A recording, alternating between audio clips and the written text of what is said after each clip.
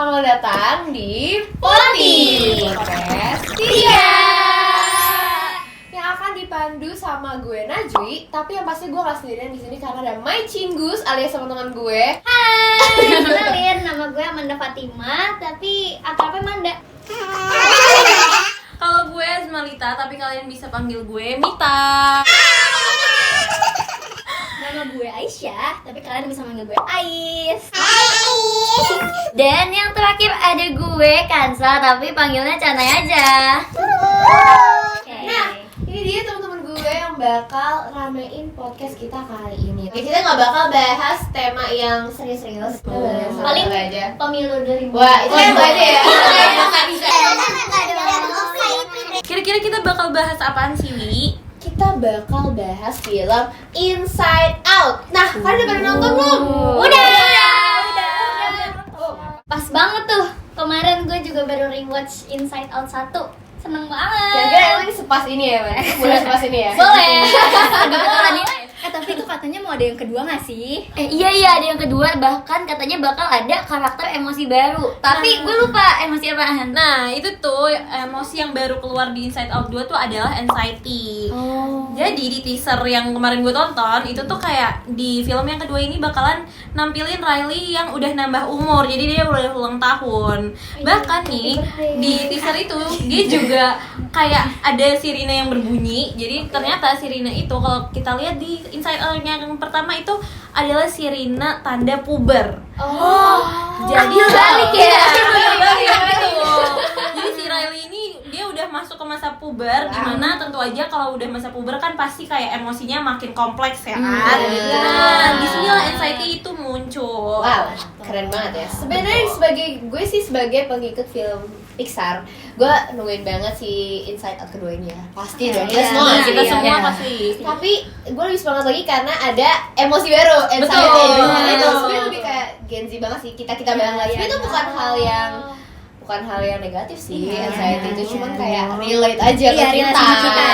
Apalagi Inside Out 1 ini juga ini kan ngejelasin kayak alokasi emosinya tuh gimana. Jadi menurut gue bener kata Najwi, ini karena Gen Z banget gitu. Kita bisa tahu gitu. Iya, jadi Gen Z itu bisa mengalokasikan rasa anxiety-nya. Betul. Iya. Apalagi kayak mau bahas-bahas ke cerita sedihnya juga ya. Kayak cerita sedih di Inside Out tuh sebenarnya nggak yang bikin kita jadi sakit hati. Maksudnya bukan sedih yang kayak gitu, ngerti nggak sih? Kayak lebih ke kita jadi paham kalau ada emosi yang malfungsi karena ada situasi yang kita alami. Betul. Tapi kayaknya kita stop nggak sih bahas review film ini? Jadi kayak stop ya teman-teman ya. Karena kita sebenarnya lagi ada di mata kuliah psikologi komunikasi. Jadi kita mendingan breakdown film ini dari sisi sistem komunikasi intrapersonal. Nah, karena film ini juga kayak relate banget kan sama Bener. sistem komunikasi interpersonal. Nah, sebelum kita breakdown, gue bakal ngasih tahu ada 5 emosi dasar yang ada di film ini tuh juga relate ke kita karena ini emosi yang mendasar bagi setiap orang gitu. Jadi yang pertama ada joy atau kebahagiaan, terus juga ada sadness, itu dia tuh sedih, anger untuk rasa marah, fear atau takut, dan juga disgust itu kayak perasaan jijik gitu sih. Tapi gue juga jadi inget deh di film Inside Out itu ternyata ada memori dasar atau core memory yang membentuk kepribadian, dan memori rutin itu isinya dari pengalaman-pengalaman sehari-hari kita.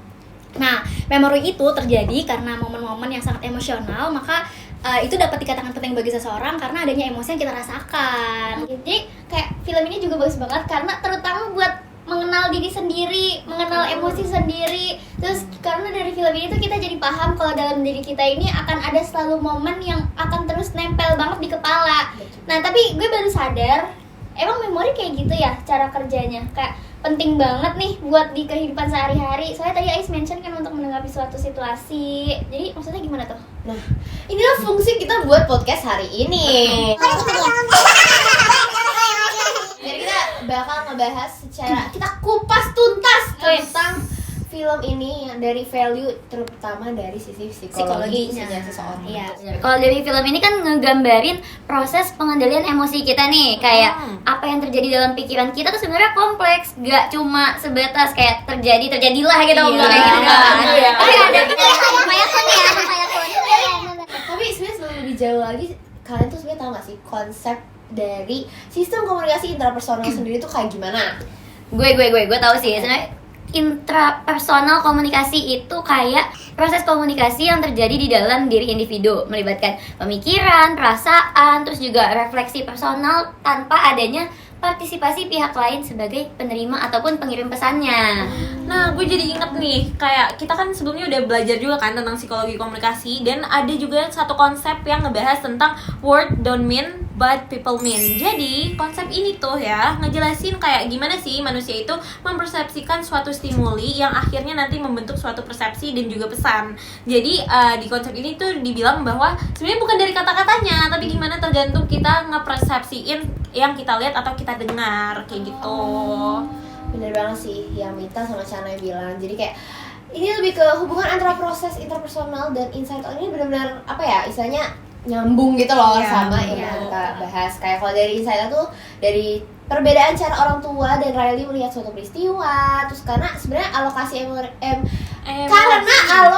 emosi yang lebih bijak, terus kayak pengalaman orang tua, terus sama tanggung jawab ayahnya di kerjaannya juga tuh berpengaruh sama persepsi dari orang tua yang Riley. Jadi sebenarnya semua orang tuh nggak bisa lah disamaratakan tentang persepsinya, cara melihat dunianya tuh berbeda. Terus di film Inside Out ini tokohnya tuh anak-anak, jadi kayak masih bisa semuanya relate lah anak-anak gitu kan, karena kita semua mengalami masa anak-anak gitu. Jadi pengetahuan dasar banget kalau sistem komunikasi intrapersonal itu kompleks banget, mulai dari berbagai emosi sampai menggunakan memori-memori yang nyangkut juga gitu di emosi-emosi yang ada dalam diri kita gitu. Sebenarnya ditambahin karena tadi yang lo bilang sih, karena dia pakai tokonya anak-anak, jadi kayak aduh kok deket banget sih sama kita, lebih mudah juga menarik ya, nangkepnya tuh lebih gampang gitu. Salah. Emang ada gitu. Tapi kan tadi kalau dari yang kita tahu nih teorinya udah pada paham nih, tapi kalian tahu nggak tuh yang selanjutnya kayak sensasi, persepsi, memori dan berpikir tuh apa? Siapa yang tahu, ayo. Yang dimaksud itu yang 4 proses pengolahan informasi nggak sih? Iya, Yang bener. sensasi, persepsi, memori, dan berpikir kan maksudnya? Iya. Kayak yang sensasi itu kan proses penangkapan stimuli atau pesan awal. Terus kalau persepsi itu proses penambahan makna pada sensasi yang jadi kayak sensasinya itu diubah lagi gitu nggak sih informasinya? Jadi kayak informasi baru lagi bagi kita. Oh iya. Nah kalau yang memori itu sendiri itu proses penyimpanan memori, sedangkan berpikir itu proses mengolah pesan guna memberikan respon ke lawan bicara kita gitu. Gue nih gokil banget ya. Kalian Albert Einstein kan? Tadi dia udah mention juga tuh persepsi, sensasi. Tapi gue pengen tahu sih kalau misalnya persepsi itu berarti dia tuh bisa dipengaruhi banyak faktor atau kayak nggak ada pengaruhnya nih malah? Justru bisa banget sih menurut gue, kayak dipengaruhi sama faktor eksternal, apalagi kayak gerakan, terus intensitas stimuli, kebaruan, sama pengulangan. Tapi dari faktor internal itu juga ada kayak biologis atau sosio-psikologis, kayak dari kebiasaan, sifat, atau rasa ingin tahu kita kayak gitu.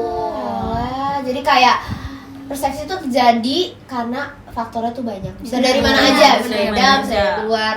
Tapi kan tadi kita udah bahas tuh Inside Out sampai excited banget tuh sampai kelepasan kan. Nah, ini waktunya kita kaitin sama film Inside Out. Gimana nih? Oke, jadi kalau di film Inside Out ini kan ngejelasin kalau Riley tuh kayak masih ngalamin shock gitu kan, karena dia awalnya di satu kota terus dia pindah ke kota lain. Nah, di film ini tuh bakalan ngegambarin proses komunikasi interpersonalnya Riley dengan mewakili setiap emosi yang dia punya melalui karakternya tuh yang tadi tuh, yang joy, sadness, anger, fear, dan disgust.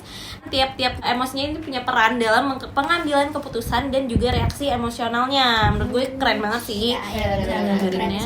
Jadi kalau dilihat-lihat nih, emosi yang ada dalam diri Riley ini kan berusaha buat bantu Riley menjadi pribadi yang kayak dulu lagi, meskipun suasana dan situasinya tuh udah berbeda.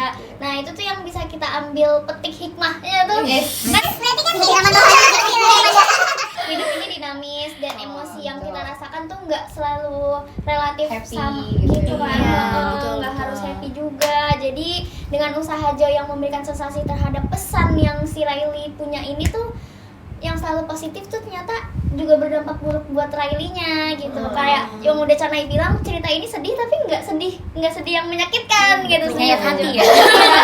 Makanya di situ adalah perannya sadness dan yang lebih cenderung sensitif. Jadi di situ jadi lebih bijak aja sih. Saling melengkapi ya. Iya, Iya, betul. Iya, jadi Nah kalau bagian persepsinya itu digambarin waktu Joy sama Sadness itu pergi ke memory bank. Jadi Joy berusaha banget nih buat bikin persepsi dari si Riley ini jadi positif dengan negesin bahwa kenangan yang ada dan dia punya itu nggak semuanya buruk kalau kita pikir secara optimis. Nah tapi kalau dari segi Sadness itu mereka malah ngarahin Riley jadi negatif terus sama kenangannya. Makanya Riley dibuat sedih dan bikin seolah-olah masalah ini tuh bakalan kelar kalau kita tuh nangis gitu. Nah, kalau kita nangis makin pusing ya Iya. sebenarnya. Semuanya selesainya. Biasanya selesai karena kita ketawa kan. Iya. Nah iya, tapi itu justru kan awalnya Joy-nya itu kan pengen banget Riley terus happy. Tapi Iya. ternyata nggak tidak work kayak gitu. Iya. Jadi mereka memang saling melengkapi. Benar-benar. Jadi kayak film ini sebenarnya kayak ngeliatin juga gimana emosi kita tuh mempengaruhi cara kita menafsirkan dan nginget ke satu pengalaman. Ini juga dorong kita buat ngerenung bagaimana kita bersikap sama emosi yang akan berpengaruh sama respon luar kita. Jadi kayak persepsi ini berpengaruh banget sama cara pandang kita sama dunia. Dunia mana dong? Tadi kan udah dikasih tau tuh tentang sensasi, persepsi. Tapi kalau misalnya memori itu yang pas scene di headquarters gak sih? Jadi kayak kita dikasih tahu komunikasi antara emosi yang bisa hasilnya tuh jadiin alur hidupnya si Riley ini. Jadi kayak komunikasi itu ternyata benar-benar apa ya? Jadi kuncinya ya. Kunci kayak kunci mengakses memori. Kunci mengakses memori. Komunikasi menjadi kunci mengakses memori. Memori ini juga bukan cuma jadi arsip tapi jadi memandu si tokohnya Riley ini buat keputusan sama membentuk identitas dirinya dia. Benar. Sama ini sih yang terakhir itu bagian berpikir waktu scene di Imagination Land. Kita melihat bagaimana berpikir kreatif dan imajinatif itu bisa menjadi salah satu solusi untuk suatu situasi yang kita hadapi dalam kehidupan sehari-hari gitu. Ini emosi lagi jalan.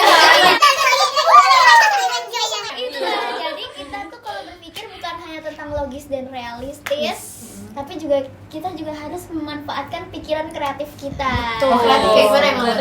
Iya. Setuju juga kayak emang kita ya intinya semua emosi yang ada di diri kita itu saling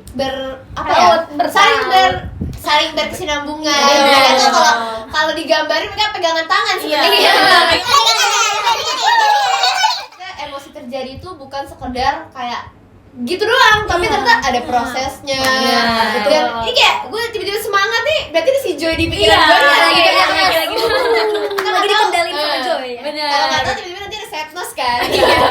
Jadi emang keren sih sebenarnya film ini ya. Jadi kayak benar-benar ngegambarin tentang proses komunikasi intrapersonal tuh terjadi mulai dari yang tadi awal tuh sensasinya tuh kayak gimana, bikin persepsinya si Riley gimana, bikin memori si Riley tuh keinget terus gimana sampai akhirnya si Riley bisa berpikir akhirannya harus berbuat seperti apa tentang masalahnya dia. Betul tuh, gue seneng banget nih nge-breakdown Inside Out ini. Karena Inside Out itu salah satu list tontonan yang kayaknya setahun itu harus gue tonton 5 kali.